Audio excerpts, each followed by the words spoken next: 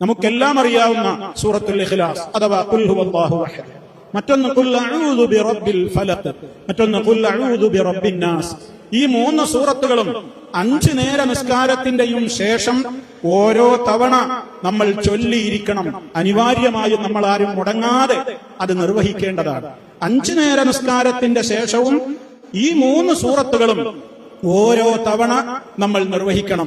അതിന്റെ പുറമെ പ്രഭാത ദിക്റുകൾ എന്ന നിലക്കും പ്രദോഷ ദിക്റുകൾ എന്ന നിലക്കും ഈ 3 സൂറത്തുകളും 3 തവണ വീതം നമ്മൾ നിർവഹിക്കേണ്ടതുണ്ട്.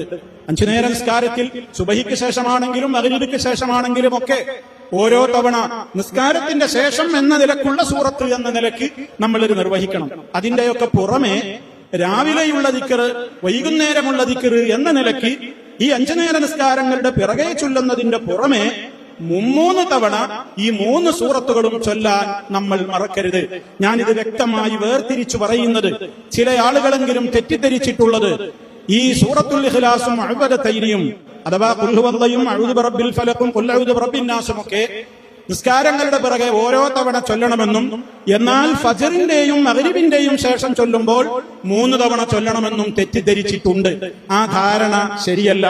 എല്ലാ നിസ്കാരത്തിന്റെ ശേഷവും ഓരോ തവണ തന്നെയാണ് ചൊല്ലേണ്ടത്. എന്നാൽ പിന്നെ 3 തവണ നമ്മൾ ചൊല്ലണമെന്ന് പറയുന്നത് എപ്പോഴാണ്? അത് പ്രഭാത ദിക്റിന്റെ കൂട്ടത്തിൽ ചൊല്ലുമ്പോൾ, അതുപോലെ വൈകുന്നേര ദിക്റിന്റെ കൂട്ടത്തിൽ ചൊല്ലുമ്പോൾ. പ്രഭാത ദിക്റുകൾ ചൊല്ലേണ്ടത് എപ്പോഴാണ്? സുബഹി കഴിഞ്ഞ് സൂര്യോദയത്തിന്റെ ഇടക്കുള്ള സമയത്താണ് പ്രഭാത ദിക്റുകളുടെ ഉത്തമമായ സമയം. ഇനി ഒരാൾക്ക് എന്തെങ്കിലും സംഗതിവശാൽ സാധിച്ചില്ലെങ്കിൽ സൂര്യോദയത്തിന്റെ ശേഷവും നിർവഹിക്കാം. വൈകുന്നേര ദിക്റുകളോ അസർ നമസ്കാരത്തിന്റെയും മഗ്രിബ് നമസ്കാരത്തിന്റെയും ഇടയ്ക്ക് മഗ്രിബിന്റെ തൊട്ട് മുമ്പുള്ള അസ്തമനത്തോടടുക്കുന്ന സമയമായാൽ ഏറ്റവും നല്ലത്. ഇനി ഒരാൾക്ക് അതിന് സാധിച്ചില്ലെങ്കിൽ മഗ്രിബ് നമസ്കാര ശേഷവും അയാൾക്കത് ചൊല്ലി തീർക്കാവുന്നതാണ്.